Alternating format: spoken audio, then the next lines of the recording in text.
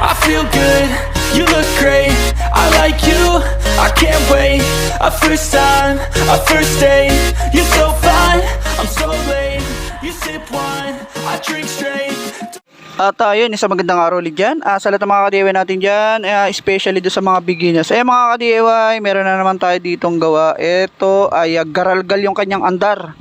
So nagbabibrate yung kanyang motor.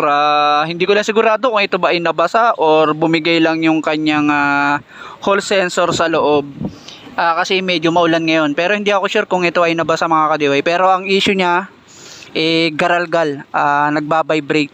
Ayan, gamitan natin agad ng tester. At yan, gagamitan natin nito para mabilis mga ka-DIY.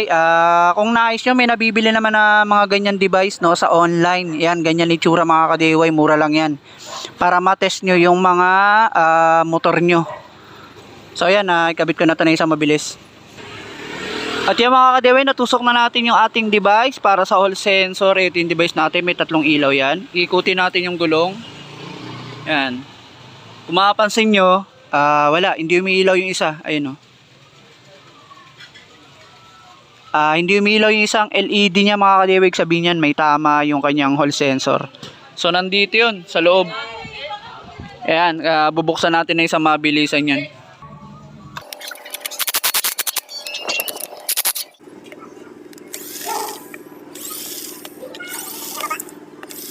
So ayan mga ka-DIY, nabuksan na natin no. Yun, wala naman siyang tubig ano. Ibig sabihin hindi siya napasukan ng tubig. Bumigay lang talaga yung kanyang hall sensor. Ito yung hall sensor mga ka-DIY oh. Yan, papalitan natin ngayon niya mga ka-DIY. So hindi pa ito napapalitan, mukhang okay pa ito yung nandirito nyo.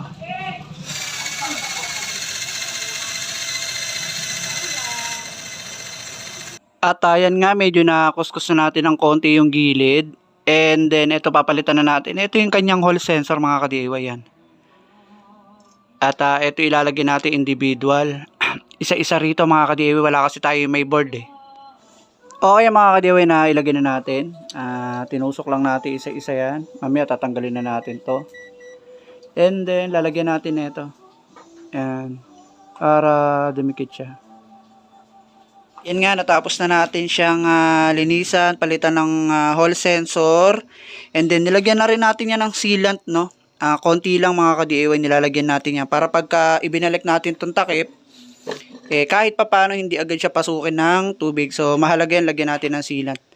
Tapos tinik na rin natin yung kanyang grasa. Ayan, gawin ko na lang na isa mabilis.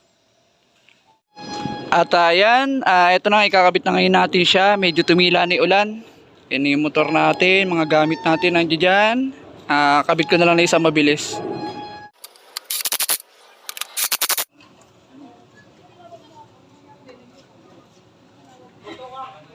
Okay yan, naikabit na natin mga ka-DIY. And then, tinignan natin yung mga kanya kung tayo ba ay magano color coding. Pero dito hindi naman, okay naman siya.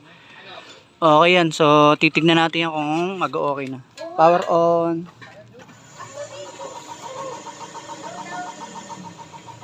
Yan, then i-check natin kapag ganyan kung umiinit yung phase wire niya yung dito mga ka-DIY.